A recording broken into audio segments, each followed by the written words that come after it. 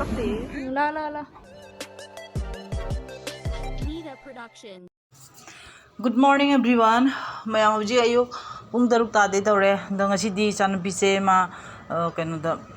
jumda handore jumai di magi waik tam siwang da handoi ne ba da ma hoji thin bi ba thoi akhoi hoji da ma ahana puji gi ahan airport da jatoi ni flight che ahan ba tong jadoi ne ba da akhoi mayam chang thin bi ri la ko matam da di akhoi mapa ne ai ne machi ne mani mamo akhoi punna ba ye ko da halam dai si ga di ma ma thona han ba tare moi mani ng ga na handoi ne ba ko ma se my school je hauga ba principal su phone tawre hapta mo na kana tawre ba ko aduna ma ngon hoji thin bi ba ai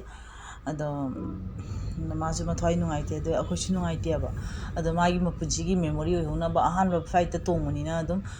video se ma che khak nam ga thanga cha gi aina tawune do mayam jingmina si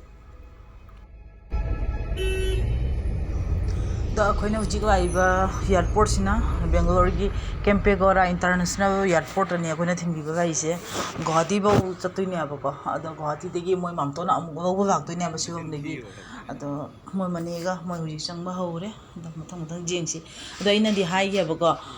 nangi video se ai di siga yena namba ngamaroi ado khatang nambi ro ma ja de ba ko ado moi mani da hai ga ba manung ga chang ba khotpa kari krang ma che khang namaga dum ha piro ai dum hapcha ga tangat ki gaina ado pirak to di khangge ba ado adum piraga di hapchan jarake ado thang mu jengsi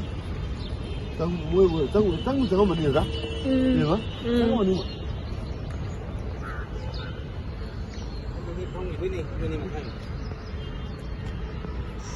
Hojik isan nupi manung ga changgare akhoi ma panda thokwe ado magi flight se pai di phawa khoi bai ni ha koina ko ado mani na di jar roi ma di man phai nungai ta ni kaming chakra bani angang do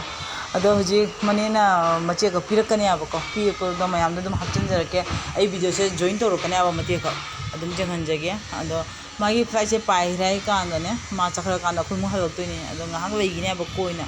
ado mathang jing se mo Uraba. Mamai lo lise uraba.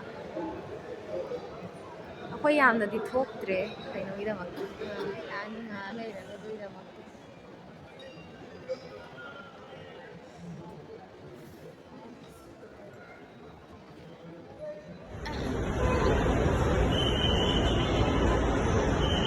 La la la.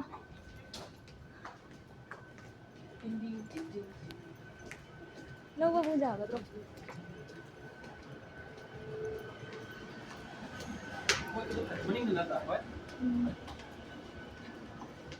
Maning daw rin siya kak maning daw. Ayun na sila.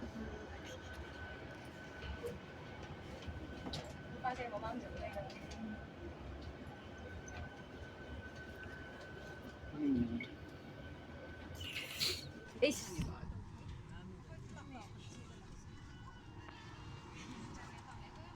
Ladies and gentlemen.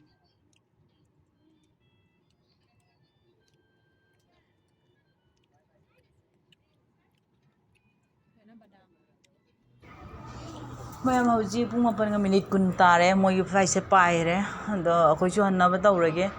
ado jam nungai na video se ka padi natte ba ko thamoi je nungai te akhoi myam we horaga mathon da chaki da ado ge suma chakhre ado akhoi chu hanna ba tawrage ado mayam matang si gi video si chu thamage ado mayam na subscribe to view like to view to share to view matang tang da ado comment to biro do ngasi ge ni video se thamage akhoi chu jum da have mayam bye bye